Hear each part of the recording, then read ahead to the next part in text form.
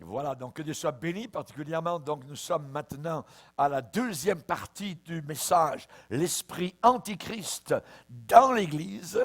Ce n'est pas une erreur. Certains vont dire, ouais, ça ne se peut pas, pasteur, vous êtes trompé, il y a l'esprit de l'antichrist dans le monde. Ouais, non, l'esprit de l'antichrist à l'intérieur de l'Église. Et on a vu la première partie, et là, c'est la deuxième partie. On va aller dans 2 Thessaloniciens, chapitre 2. On va relire ce passage attentivement. Nous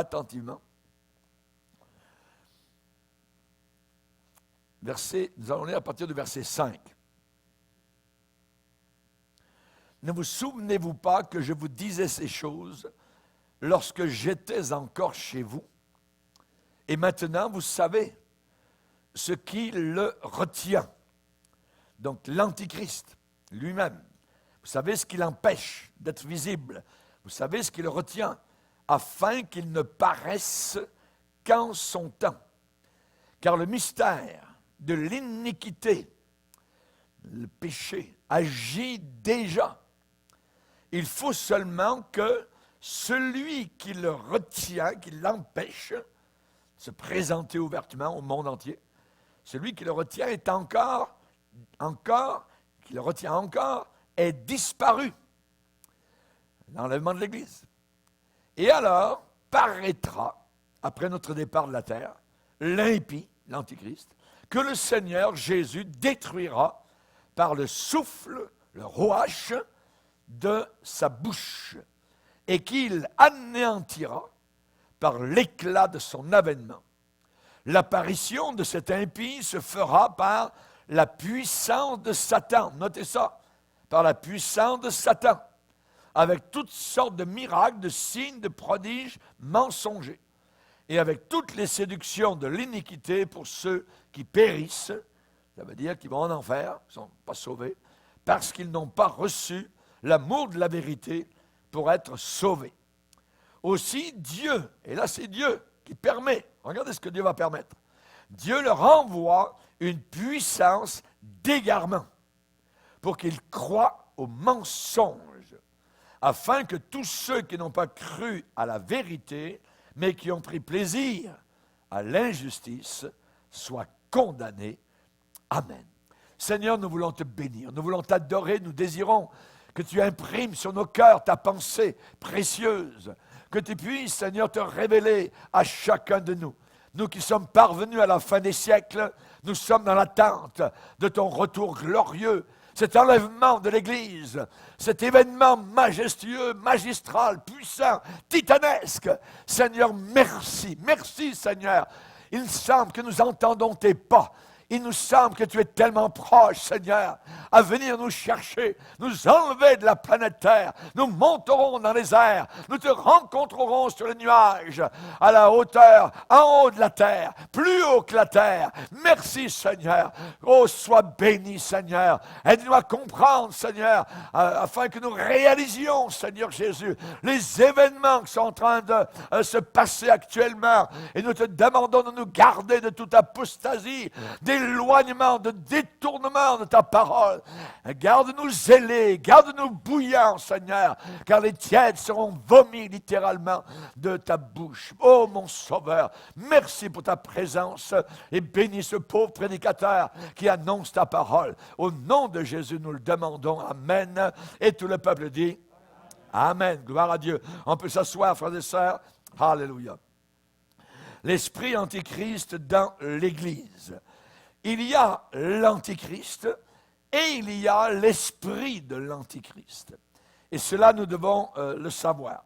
On sait déjà qu'il travaille, évidemment, dans le monde. Il s'oppose, il résiste, cet esprit antichrist, à tout ce qui est de Dieu, à toute l'adoration que nous faisons vis-à-vis donc du Seigneur.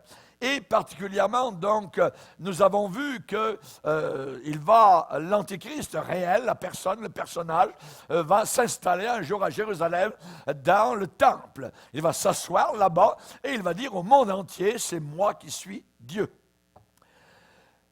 C'est vrai, mais nous savons aussi que le temple de Dieu, ce sont nos cœurs. Qui est assis dans le temple de Dieu aujourd'hui? Est-ce Christ? Est-ce l'Antichrist et son esprit? Qui est assis sur le trône de notre propre cœur? Il y a un Christ sur le trône de chaque cœur. Ou bien c'est Jésus-Christ, agneau de Dieu, ou bien c'est l'esprit de l'antichrist. Mais il y a un Christ qui est assis sur chaque cœur humain. Et vous qui écoutez ce message, vous avez un Christ maintenant assis sur votre cœur. Quel est-il? Est-ce l'esprit de l'antichrist ou est-ce Jésus le Christ?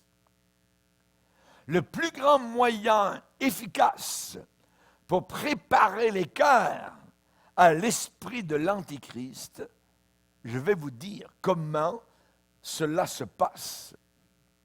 Cette préparation qui va amener à l'adoration de cet homme diabolisé, possédé par les forces de l'enfer, comment cela se fait-il?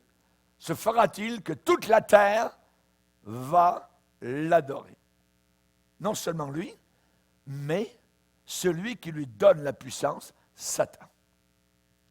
Ils vont adorer l'Antichrist et Satan. Comment une telle chose se fait, va se faire? Et la préparation est en train, maintenant, sous nos regards, de se faire. Et je vais vous dire, le plus grand moyen efficace, ce sont les médias. C'est la télévision. Ce sont les films sales. C'est le iPod. C'est tout cela qui est en train de préparer la venue de l'Antichrist. Nous savons que la Bible dit qu'il aura la puissance d'animer l'image. Animation de l'image. Aujourd'hui, nous sommes envahis d'images. Il sait, cet esprit antichrist, que l'œil est la porte vers le cœur. L'œil est la porte vers le cœur. Cet esprit antichrist marche au travers de l'œil corrompu, excédé d'un chrétien. Et il monte ainsi sur le trône de son cœur. Jésus a parlé de l'œil. Et dans Matthieu, particulièrement au chapitre 18, il va dire, si ton œil est pour toi une occasion de chute, arrache-le et jette-le loin de toi. Parce qu'il vaut mieux, c'est préférable pour toi d'entrer dans la vie éternelle, n'ayant qu'un seul œil, que d'avoir tes deux yeux et d'être jeté dans l'enfer. Matthieu 18, verset 9. Donc, cet esprit contre Christ travaille au travers de l'œil. L'œil, la porte du cœur. Et ainsi, il grimpe et monte et s'assoit sur le cœur de cette personne. C'est la raison pour laquelle l'esprit antichrist a pris contrôle des médias, des réseaux de télévision, production de films, Hollywood, théâtre, comédie, presse, les journaux. Qui d'autre que l'esprit antichrist est capable de biaiser tellement les médias que maintenant l'avortement n'est plus un péché? C'est un droit. Vous voyez comment c'est devenu? C'est l'esprit de l'Antichrist. capable de biaiser tellement les médias que maintenant on peut justifier l'euthanasie, tuer nos vieux et nos infirmes. Et il le demande, il court après cela. C'est l'esprit antichrist qui a travaillé tellement fort qu'il est assis sur leur cœur. Qui d'autre que l'esprit antichrist est capable maintenant de se moquer de tout ce qui est sacré, de tout ce qui est saint? Les films méchants, les viols, les programmes de télévision, les drag queens, le suicide assisté, c'est l'esprit antichrist. Les parades gays, les mariages entre deux hommes ou deux femmes, c'est l'esprit antichrist. Et des pasteurs laissent entrer dans leur église ces choses-là. Des dénominations entières ont voté pour que des homosexuels viennent en avant pour prêcher comme des vrais pasteurs. C'est l'esprit antichrist. C'est l'esprit antichrist qui est responsable de tout cela. L'esprit de rébellion est en train de grandir, de plus en plus fort, de plus en plus impudent, de plus en plus effronté et audacieux. Ils savent que s'ils peuvent prendre nos jeunes à l'école, là, ils vont avoir toute la génération. Raison pour laquelle, déjà, les drag queens sont là, dans les écoles, dans les garderies. Ils viennent dans les classes. Les LGBT. Ils passent des feuilles à nos jeunes et ils demandent d'inscrire. Est-ce que tu as déjà aimé, toi qui es garçon, un autre petit garçon? Est-ce que toi déjà, qui es petite fille, tu as aimé une autre petite fille? Ils travaillent et il y a une question à la fin du questionnaire. Es-tu un chrétien? Ils veulent savoir parce qu'ils savent que les vrais chrétiens n'embarqueront jamais dans ce bateau. C'est l'esprit antichrist. C'est l'esprit antichrist. Notre société est actuellement sur le bord de devenir un enfer, enragé, écumant. Et cet esprit antichrist, il se trouve dans les écoles, dans les cours de justice, dans les rues, dans les affaires, dans les maisons, à l'hôpital, et ça s'en vient rapidement à l'intérieur de nos églises. Ça s'installe partout. Cet esprit est la force de motivation derrière toutes les églises qu'on appelle user-friendly. Les méga-churches, les grandes églises de 3 000, 5 000 personnes, c'est ce même esprit qui est derrière cela. Toutes. Cet esprit qui demande aux impies d'établir eux-mêmes, à l'intérieur de l'Église, des programmes spirituels dans les églises. Quand vous voyez à Noël, des programmes de Noël, ou des foules entières dans ces églises, on voit des filles se balader dans les airs, tout ça à moitié dévêtues. Ça, c'est l'Église de Dieu. Ça, c'est l'esprit antichrist. C'est dans les églises. L'esprit antichrist. Dans les écoles, dans les cours de justice, à l'hôpital, partout. Dans les églises. En train d'entrer. Cet esprit est la force de motivation.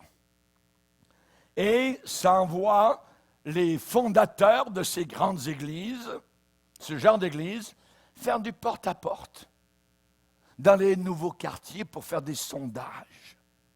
Et demander au porte-à-porte aux gens, monsieur, madame, quel genre d'église préféreriez-vous si on vous en construisait une très grande dans votre quartier? Quel genre d'église vous voulez? Nous voulons vous en monter une on va vous en tailler une comme vous le voulez pour que vous y veniez, pour que vous y sentiez à l'aise. C'est ça l'esprit antichrist. Et ces grandes églises, ces méga churches, sont bâties sur quoi?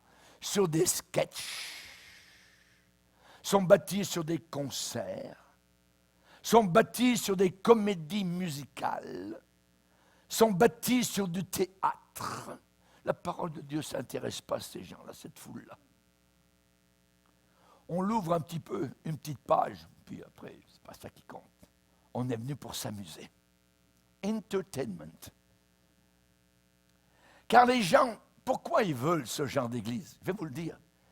Parce qu'ils ne veulent pas de réprimande. Ils n'en veulent pas. Ils ne veulent pas de conviction. Mais Jésus a dit, quand le Saint-Esprit viendra, il convaincra de péché. Dans ces églises, vous pouvez rester là pendant des années, on ne viendra jamais vous achaler si vous vivez dans le péché, dans le concubinage ou quoi que ce soit. Jamais. Tout est bien. La Bible nous dit qu'à la fin des temps, les gens, les chrétiens, on parle de chrétiens, pas les païens parce qu'ils ne sont jamais venus à la foi, mais les chrétiens détourneront l'oreille de la vérité pour se tourner vers des fables. Vous voyez comment Satan est un rusé. Il est bright, il est très brillant, rusé comme un serpent. Et ce que nous voyons, eh bien, c'est que les gens veulent entendre un évangile taillé pour eux. Un évangile squelettique, presque totalement dépourvu de repentance, totalement dépourvu de condamnation sur le péché, de jugement, et dépourvu de la croix. Dépourvu de la croix et de la vie crucifiée. On leur parle de quoi? Dans ces églises, on leur parle beaucoup de la grâce de Dieu. C'est merveilleux. La miséricorde de Dieu, amour, bisous, c'est merveilleux. On est aimé, il nous aime. Tu peux vivre comme tu veux, il n'y a pas de problème. Ah oui. Pas de repentance, pas de condamnation, pas la croix.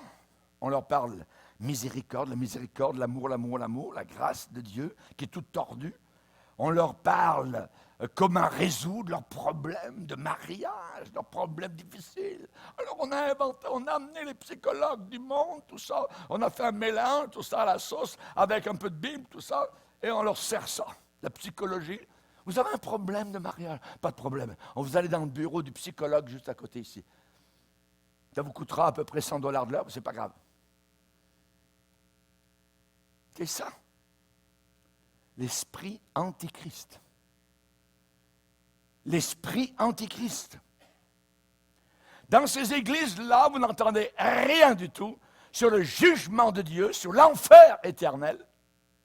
Les gens sont bercés, dorment dans leur style de vie de péché. On ne leur parlera surtout pas du grand trône blanc où Jean a dit « Je vis les morts, les grands et les petits, devant le trône de Dieu. » On ne leur parle jamais de ça. Ça leur ferait peur. On ne leur parle pas de la croix, du sang de Jésus. Ça pourrait les traumatiser. Ils sont traumatisés. On est équipé, le psychologue est juste là.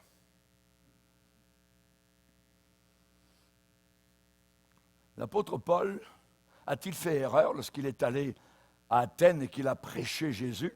Et il a dit, maintenant Dieu ordonne à tous les hommes et en tout lieu qu'ils doivent se repentir. Parce qu'il a fixé un jour où il jugera le monde. Par l'homme qu'il a désigné. Quel homme? Il a donné à tous une preuve certaine. En le ressuscitant des morts. C'est lui qui va être le juge. On va passer devant un trône de jugement. qu'arriverait-il si aujourd'hui j'allais dans les rues et je rassemblais tous les enfants qui font l'école buissonnière. Et je leur dis, « Hey les enfants, hey vous les ados là, quelle sorte d'école vous aimeriez avoir? Je vais vous en bâtir une que vous aimerez pour que vous y veniez. » Vous savez ce que les enfants répondraient? Nous voulons une école seulement 3 jours par semaine. Et seulement 2 heures par jour. On ne veut pas de mathématiques. On ne veut pas de calcul. On ne veut pas d'algèbre. On ne veut pas de sciences. On ne veut pas de cours d'histoire. On ne veut pas d'examen. On veut une pause pour le lunch à midi, entre midi et 14 heures. Mais seulement avec des pizzas et des snacks. Nous ne voulons pas de règlement. Nous ne voulons pas d'examen. Nous ne voulons pas de notes. On veut pouvoir entrer, sortir de l'école comme ça nous plaît. Si on suivait cette idée jusqu'au bout, la plus grande école avec tous ces étudiants, ces marginaux, ces drop-out, voyez, eh bien, ces gens-là feraient les délinquants les plus, je dirais, inimaginables de l'humanité. Pourquoi? Parce qu'ils font ce qu'ils veulent. Et dans ces églises, ils font ce qu'ils veulent. Ce sont des délinquants spirituels menés par l'esprit de l'Antichrist. C'est pire parce que là, on a affaire avec l'éternité. Avec l'éternité. Et c'est cela que les prédicateurs de ces grandes églises, méga church, devraient se poser comme question. Mais ils ne le font pas. Mais que feront-ils le jour où ils devront se tenir devant le grand trône de Dieu? Qu'est-ce qu'ils vont faire? Ils regarderont sans rien pouvoir faire, alors que, un après l'autre, beaucoup de leurs brebis seront condamnés à l'enfer parce que lui, le prédicateur, ne les a jamais confrontés avec leurs péchés. Et ces gens-là vont maudire leur prédicateur en cette journée de jugement. Dans ces grandes églises, les gens, généralement, n'ont jamais entendu une seule parole de réprimande qui pourrait les conduire dans la vraie justice. Ils n'ont jamais entendu un message de conviction qui les ébranle, qui les secoue, qui les détache de leurs péchés, qui les prépare au trône du jugement de Christ. Ils n'ont jamais entendu un message de conviction semblable. Paul prêchait ce genre de message convaincant. Agrippa, un roi, en tremblait. Et dit, Paul, tu vas bientôt me convaincre de devenir chrétien. Mais il n'est jamais devenu chrétien. Mais il était proche. Tu vas bientôt me convaincre. Ça veut dire que la prédication de Paul était convaincante. Mais dans ces grandes églises, aucune conviction. Vous n'aurez jamais aucun tremblement, aucun frisson, de crainte de Dieu, absolument pas. C'est exactement de cela que la Bible nous avertit. Les églises auront l'apparence de la piété, mais en renieront ce qui en fait la force. C'est écrit. Ils auront l'apparence de la piété. L'apparence quand ils seront entre les 4 murs d'un lieu appelé Église. Mais ensuite, ils vivent 6 autres jours ailleurs, comme des païens. Ayant l'apparence de la piété, mais reniant ce qui en fait la force. Ils ne veulent pas de la sanctification. Ils n'en veulent pas. Ils ne veulent pas de la puissance de conviction du Saint-Esprit. La raison pour laquelle ils n'ouvrent pas ce livre, Parce que ce livre pourrait leur montrer qu'ils ne sont pas sur la bonne route. Ah non. Mais ils se disent chrétiens. Ils se disent chrétiens. Et je vous pose la question aujourd'hui, qui a amené la musique du monde dans l'Église? Le rock, supposément chrétien. Un poison chrétien. Le hip-hop.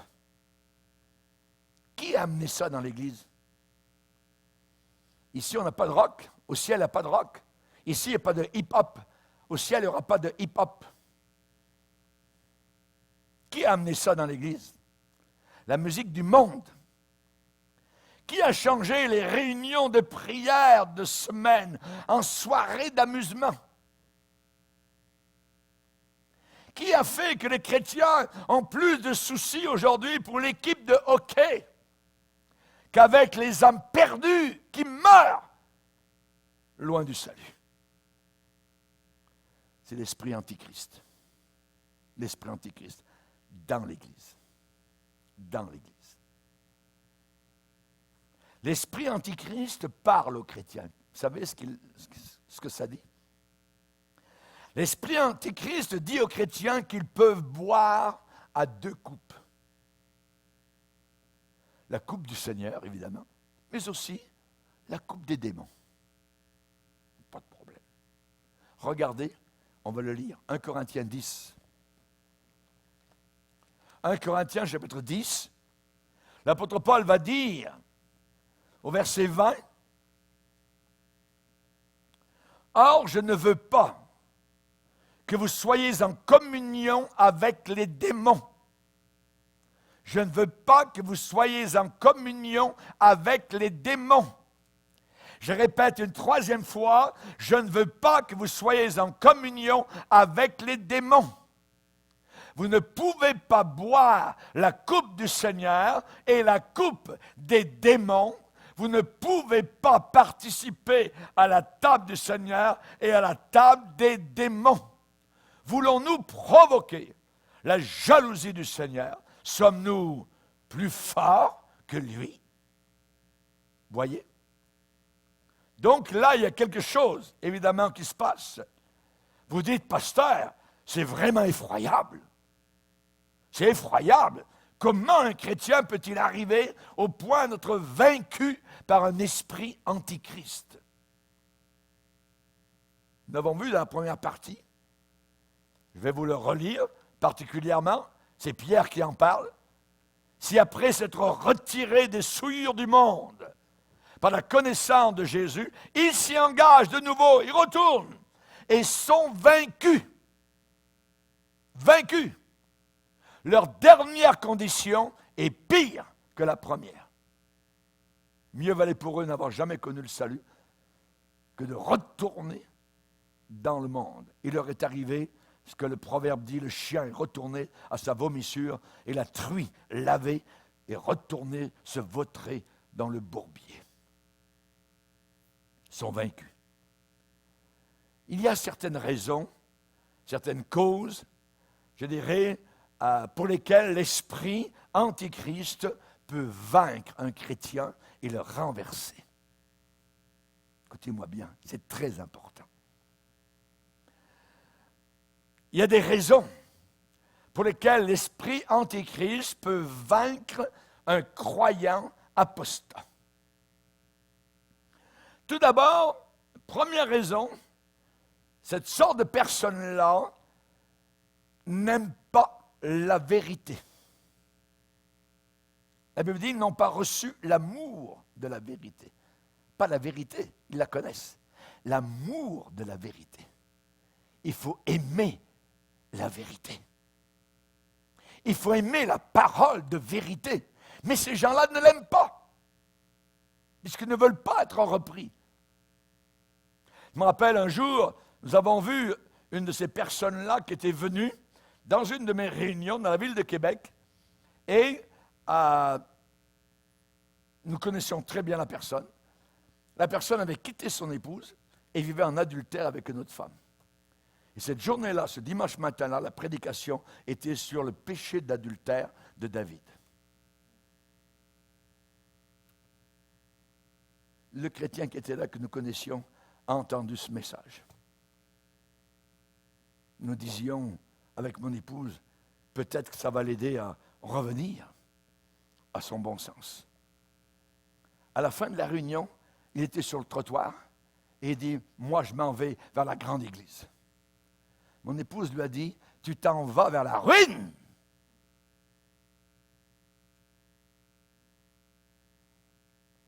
Ils n'ont pas reçu l'amour de la vérité. L'amour de la vérité. L'esprit antichrist s'infiltre dès que la vérité de Dieu n'est plus aimée. Écoutez bien ça. Dès que la vérité de Dieu n'est plus aimée,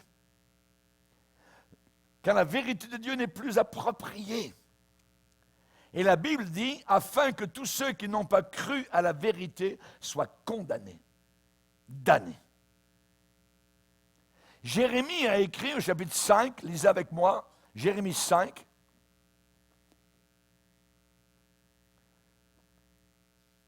Jérémie 5, verset 1er. Parcourez les rues de Jérusalem, regardez, informez-vous, cherchez dans les places, s'il s'y trouve un homme, s'il y en a un, qui pratique la justice, qui s'attache à la vérité. Et qu'est-ce que Dieu dit? S'il trouve un seul homme attaché à la vérité, je pardonne à Jérusalem. Mais Dieu dit, voilà la situation. C'est que même quand ils disent, l'Éternel est vivant, gloire à Dieu, alléluia, Dieu est bon, ainsi de suite, c'est faussement qu'ils jurent, qu'ils le disent. Éternel, tes yeux n'aperçoivent-ils pas la vérité? Tu les frappes, ils ne sentent rien. Tu les consumes, ils ne veulent pas recevoir instruction. Ils prennent un visage plus dur que le roc. Ils refusent de se convertir. Je disais, mais ce ne sont que les petits. Ils agissent en insensés parce qu'ils ne connaissent pas la voie de l'Éternel, la loi de leur Dieu. Alors, verset 5, j'irai vers les grands, les anciens, les vieux. Je leur parlerai, car eux, ils connaissent la voie de l'Éternel, la loi de leur Dieu. Mais ils ont tous aussi brisé le joug, rompu les liens. Ils n'en veulent plus de Dieu. C'est pourquoi le lion de la forêt, là, c'est une symbolique diabolique des démons. Le lion de la forêt les tue, le loup du désert les détruit, la panthère est aux aguets devant leur ville, tous ceux qui en sortiront seront déchirés, et ainsi de suite. Regardez verset 7, la fin. Ils se livrent à l'adultère, ils sont en foule dans la maison de la prostituée, semblables à des chevaux bien nourris, qui courent çà et là. Ils hennissent chacun après la femme de son prochain. Ne châtierai-je pas ces choses-là, dit l'Éternel? Ne me vengerai-je pas d'une pareille nation? Voyez un petit peu la situation. C'est une situation antichrist. Ce passage ne parle pas des païens, mais du peuple de Dieu. Dieu est en train de dire à Jérémie, trouve-moi quelqu'un, Jérémie. Même si c'est une seule personne qui a à cœur la vérité, n'importe qui, trouve-moi quelqu'un et je vais pardonner. Mais voilà, Jérémie, c'est que tu n'en trouveras même pas un seul. Ces gens disent qu'ils m'aiment, mais ils n'acceptent pas ma correction, ils n'acceptent pas ma réprimande, ils ne veulent pas recevoir instruction. Quand je les reprends, ils ne sont pas du tout attristés. Ils ne tremblent plus du tout devant ma parole. Certains vont dire, pasteur, je suis heureux de ne pas faire partie d'Israël. Moi, j'aime la parole de Dieu. Je n'ai pas perdu mon amour pour la vérité. Mais examinez-vous. Examinez-vous vous-même. Et déterminez si vous avez l'amour de la vérité dans votre cœur. Une autre raison pour laquelle l'esprit antichrist peut vaincre un chrétien apostat, c'est l'abandon des réunions. L'abandon des rassemblements avec d'autres chrétiens. La Bible dit, n'abandonnons pas notre assemblée, notre rassemblement comme c'est la coutume de quelques-uns, mais exhortons-nous les uns les autres. si ça devient une tâche dure, difficile d'aller à l'église, alors vous avez perdu votre amour pour la vérité de Dieu. M'écoutez? Si ça devient dur de venir à l'église, à la réunion, vous avez perdu votre amour pour la vérité. Quand vous n'êtes plus impatient de vous trouver dans la maison de Dieu avec les frères, avec les sœurs, vous êtes sujet à une attaque de l'esprit antichrist. Quand la prédication vous ennuie, quand l'adoration n'a plus d'importance à vos yeux, alors vous venez de vous ouvrir à l'esprit antichrist. On parle des chrétiens. Et le Saint-Esprit vous exhorte. Et Jésus va dire, plus mon retour approche, plus il y aura des temps dangereux, périlleux. Il est très important de se rassembler avec les frères et les sœurs authentiques, ceux qui invoquent le Seigneur d'un cœur pur. Il y a quelque chose de tragique qui est en train d'arriver actuellement autour de la planète Terre. Amérique du Nord, du Sud, Europe, Afrique, dans le monde entier. Il y a des pasteurs qui disent actuellement, j'ai le rapport, on a dû arrêter, stopper la réunion de mi-semaine. On est obligé d'arrêter la réunion du mercredi, tellement peu de personnes venaient. Et on a déjà arrêté la réunion du dimanche soir. Les gens, ils viennent seulement s'il y a un film. Ils viennent seulement s'il y a un concert.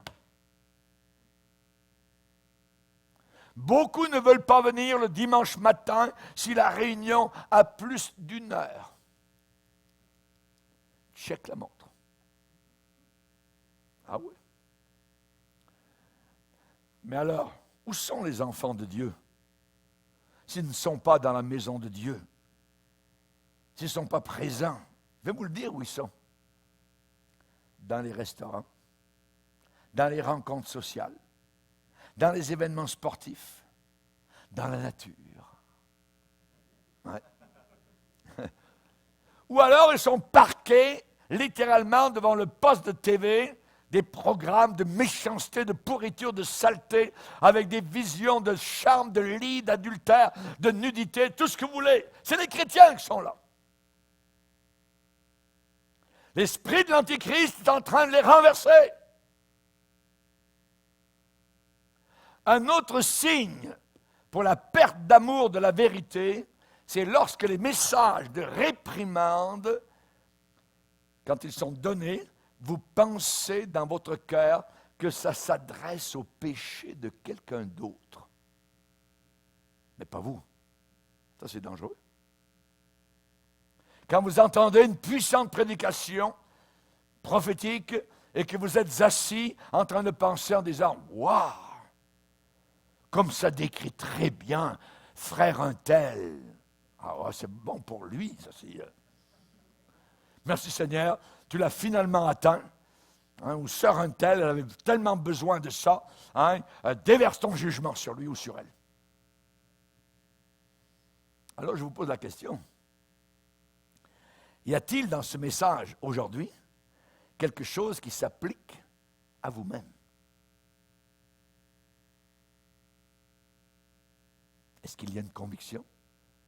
Est-ce qu'il y a une persuasion? Est-ce qu'il y a un émoi, un remue-ménage dans votre cœur au travers de ce message?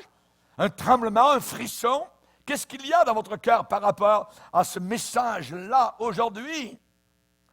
Est-ce que vous priez en disant « Oh Dieu, dirige ta parole dans mon propre cœur » Réfléchissez à ce que dit David. « Je serre ta parole dans mon cœur afin de ne pas pécher contre toi. »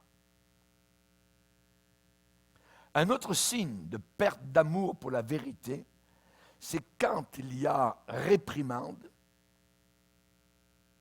il y a colère dans votre cœur,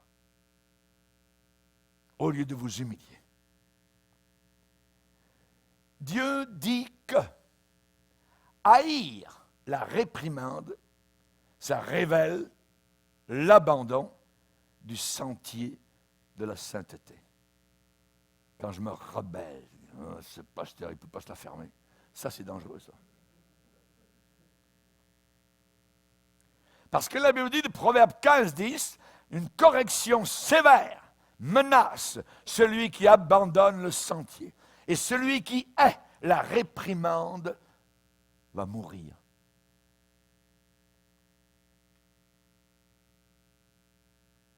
Lisez avec moi Proverbe, premier chapitre.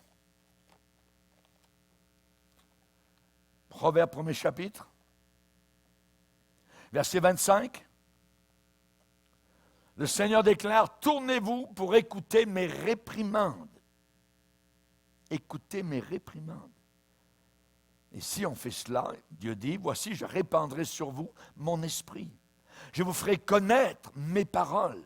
Mais voilà, puisque j'appelle et que vous résistez, puisque j'étends ma main et que personne n'y prend garde, puisque vous rejetez tous mes conseils et que vous n'aimez pas mes réprimandes. Regardez Dieu, moi aussi, je rirai quand vous serez dans le malheur. Je me moquerai quand la terreur vous saisira, quand la terreur vous saisira comme une tempête et que le malheur vous enveloppera comme un tourbillon. Alors ils m'appelleront, je ne répondrai pas, et ainsi de suite. Nous voyons que cela, évidemment, est quelque chose de très important. Peut-être que vous sortez de l'Église après une prédication où il y a eu des conseils, des réprimandes, hein, et au fond de votre cœur, vous dites, cette parole, je ne peux pas l'avaler. Cette parole, c'est trop dur à accepter. Le prédicateur était en colère quand il prêchait, tout ça. Hein? Ah oui? J'aimerais vous dire une chose, frères et sœurs. C'est que tout pasteur pieux va vous prêcher avec une sainte colère. Pas contre vous, mais contre le péché, contre Satan, contre l'esprit antichrist qui veut se faufiler à l'intérieur. Il aboie. Ouf! Il est un chien de garde, le pasteur fidèle. C'est parce qu'il est en colère contre le diable. C'est parce qu'il est en colère contre l'esprit antichrist et tout ce qui détourne votre âme d'une adoration vraie envers le Père. Une autre manière avec laquelle l'esprit antichrist pénètre à l'intérieur de l'Église, dans l'Église, c'est l'amour pour le plaisir. L'amour pour le plaisir. Afin, la Bible dit que tous ceux qui n'ont pas cru à la vérité, mais qui ont pris plaisir à l'injustice, soient condamnés. Paul ne parle pas ici des folies de plaisir, des foules sauvages, hein, ceux qui dansent jusqu'à 6 heures du matin, vous voyez, des gambleux, des prostituées, des drogués. Non, non, non.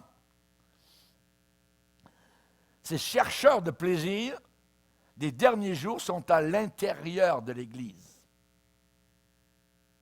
À l'intérieur de l'Église. Sache que dans les derniers jours, il y aura des temps difficiles. Ils aimeront le plaisir plus que Dieu. Si l'ordre n'est pas inversé, vous êtes en danger d'être renversé par l'Antichrist jusqu'au fond de l'enfer. On a affaire à quelque chose de diabolique, d'enragé contre nous. Ils aimeront le plaisir plus que Dieu. On ne parle pas des païens, on parle à l'intérieur de l'Église. Il y a des églises que le pasteur ferme les portes fin juin et les rouvre 1er septembre. Ou prenez des vacances. Prenez des vacances, mes frères et sœurs. Si quelqu'un vous dit ça, un pasteur, sortez de là. Aimeront le plaisir plus que Dieu. Déloyaux, blasphémateurs, à l'intérieur de l'Église. Des chrétiens qui blasphèment.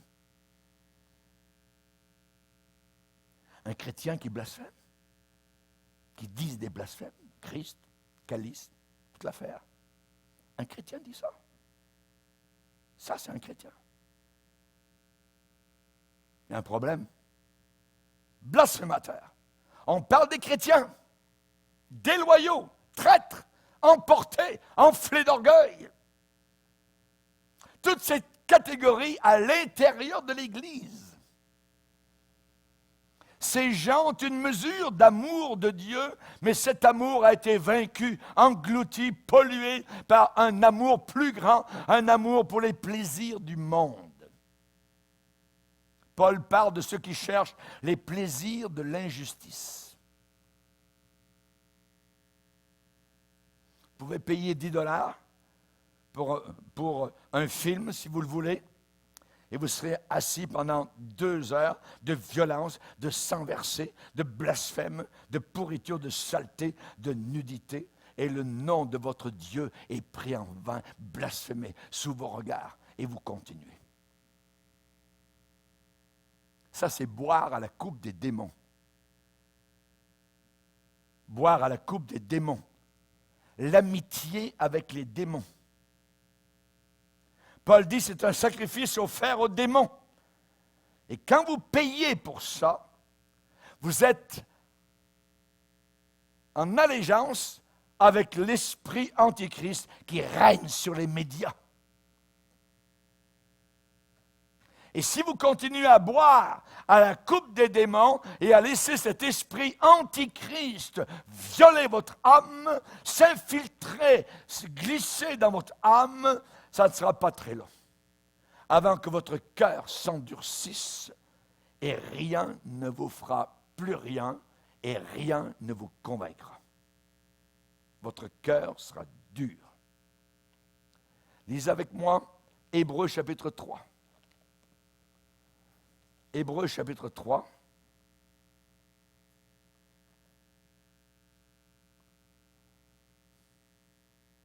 Au verset 6b, il est dit, sa maison, la maison de Dieu, c'est nous. Pourvu, il y a un si, condition, pourvu que nous retenions jusqu'à la fin la ferme confiance et l'espérance dont nous nous glorifions, pourvu que, un peu plus loin, verset 12, prenez garde, frères, que quelqu'un de vous, on ne parle pas des païens, on parle des frères, quelqu'un de vous, n'ait un cœur mauvais et incrédule. Est-ce qu'un chrétien peut devenir incrédule? Certainement. Et méchant? Oui. Au point même de se détourner du Dieu vivant. Verset 13, exhortez-vous les uns les autres chaque jour, aussi longtemps qu'on peut dire aujourd'hui, afin qu'aucun de vous ne s'endurcisse, ne devienne dur, ne s'endurcisse par quoi? Par la séduction du péché.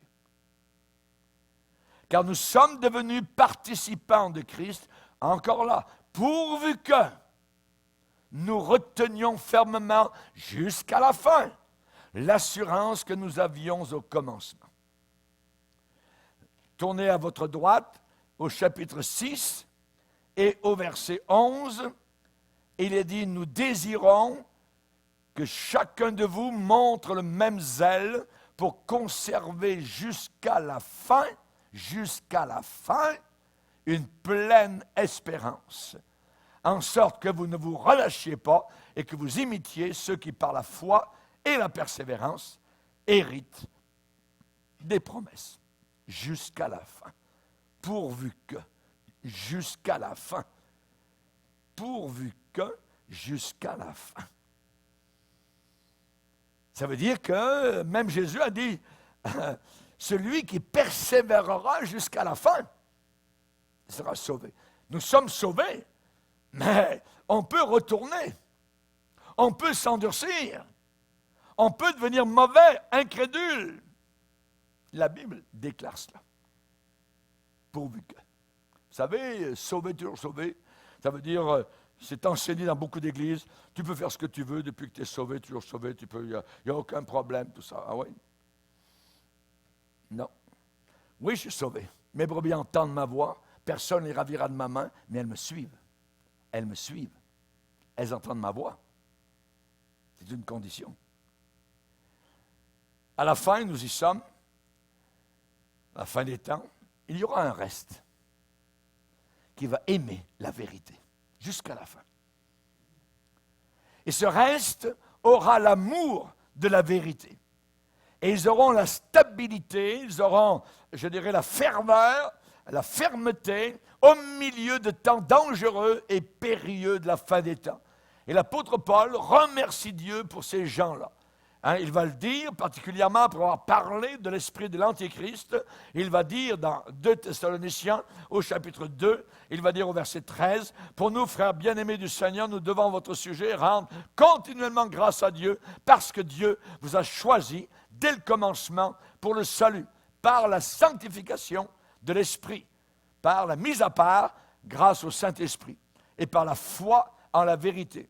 C'est à quoi il vous a appelé par notre évangile pour que vous possédiez la gloire de notre Seigneur Jésus. Ainsi donc, frères, demeurez fermes et retenez bien les instructions que vous avez reçues, soit par notre parole, soit par notre lettre. Là, c'était une lettre qu'il avait écrite, que notre Seigneur Jésus lui-même et Dieu notre Père, qui nous a aimés et qui nous a donné par sa grâce une consolation éternelle, une bonne espérance, et bien qu'il console vos cœurs et vous affermisse en toute bonne œuvre et en toute bonne parole. Merci Seigneur. Donc Paul est en train de les encourager, il remercie le Seigneur pour eux. Et ce reste de la fin des temps va se lever, je dirais, contre l'esprit antéchrist et restera debout, insoumis à l'esprit antéchrist.